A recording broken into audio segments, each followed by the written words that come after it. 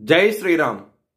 2025 ఢిల్లీ ఎలక్షన్స్లో బీజేపీ గెలుస్తుందని చెప్పడం జరిగింది.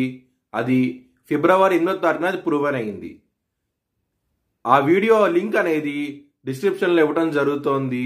అది నిజమా కాదా అనుకుంటే కనుక మీరు ఆ వీడియో లింక్ ఓపెన్ చేసి చూడండి. 2022 నుంచి 2025 ఫిబ్రవరి వరకు మొత్తం 16 ప్రెడిక్షన్స్ అనేవి ప్రూవన్ అయ్యాయి. దానికి సంబంధించిన వీడియో లింక్స్ అనేవి కింద డిస్క్రిప్షన్లో ఇవ్వడం జరుగుతోంది. మీనరాశికి అధిపతి గురువు. మీనరాశిలో ఉత్తరాభాద్ర 4 పాదాలు, రేవతి 4 పాదాలు, పూర్వాభాద్ర 4వ పాదం ఉంటుంది. ఈ నక్షత్రం వాళ్ళందరికీ నేను చెప్పే వార ఫలితాలు వర్తిస్తాయి. ఈ వారంలో లగ్నంలో బుధుడు నీచబడి ఉన్నారు. మీనరాశిలో బుధుడికి బలం అంటూ తక్కువగా ఉంటుంది. బిజినెస్ పరంగా మీరు ఇన్వెస్ట్మెంట్ అనేది చాలా తక్కువ పెట్టుకోండి. ఇబ్బంది పడే అవకాశాలు చాలా ఎక్కువగా ఉన్నాయి. రాహువు, శుక్రుడు, సూర్యుడు మొత్తం 4 గ్రహాలు లగ్నంలో ఉన్నాయి మీకు. దాని మూలంగా బిజినెస్ పరంగా, కుటుంబ పరంగా, ధనపరంగా ఇబ్బంది పడే అవకాశాలు ఎక్కువగా ఉన్నాయి. కొంచెం జాగ్రత్తగా ఉండండి. గురు బలం అనేది చాలా తక్కువగా ఉన్నది.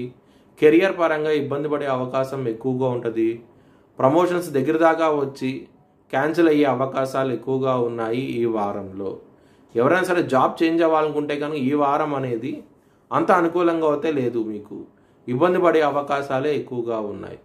ఎవరైనా సరే విదేశాలకు వెళ్ళాలనుకుంటే కనుక ఈ వారం అనేది అంత అనుకూలంగా లేదు. మీకు ఇబ్బంది పడే అవకాశాలే ఎక్కువగా ఉన్నాయి. శత్రువులు అధికంగా ఉంటారు. కోర్టు కేసు విషయాల్లో మీకు నెగిటివ్గా ఉండే అవకాశం ఎక్కువగా ఉన్నది. కొంచెం జాగ్రత్తగా ఉండండి. సప్తమాధిపతి అయిన బుధుడు నీచబడి ఉన్నారు. మ్యారేజ్ పరంగా మాత్రం గొడవలు అనేది అధికంగా ఉంటాయి. ముఖ్యంగా 3వ వ్యక్తి మూలంగా గొడవలు అధికంగా అయ్యి చాలా ఇబ్బందికరమైన వాతావరణం అంటూ ఉంటుంది.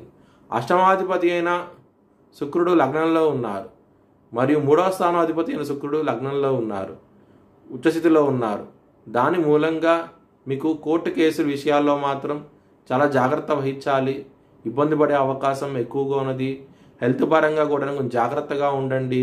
ముఖ్యంగా గ్యాస్ట్రిక్ సమస్యలు, అలాగే గొంతుకు సంబంధించిన విషయాల్లో, పొట్టకి సంబంధించిన విషయాల్లో ఇబ్బంది పడే అవకాశాలు ఎక్కువగా ఉన్నాయి. లలితా సహస్రనామం పారాయణం చేయండి. చాలా చాలా మంచి ఫలితాలు అంటూ ఉంటాయి. ఎవరైనా సరే అప్పు ఇస్తే కనుక అది వచ్చే అవకాశాలు చాలా తక్కువగా ఉన్నాయి. ఈ వారంలో జాగ్రత్తగా ఉండండి.